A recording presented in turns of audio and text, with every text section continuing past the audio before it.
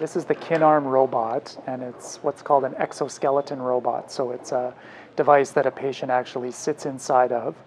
And the main goal is to measure the movements and manipulate the movements of the upper extremity, so the two arms. One of its biggest advantages is it can measure not just the way we move our arms, but the way our brain processes how our arms are moving. So our sensation of movement, that's called proprioception or position sense, because the brain needs to know where your arm is in space if it's going to be able to make it work normally.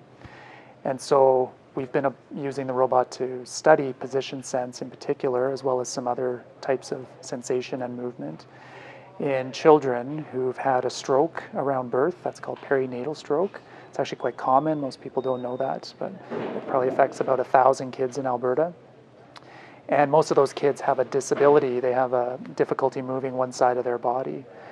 And in the past, we've always focused on the movement side, what we can see, we call the motor system, so how you move your arm.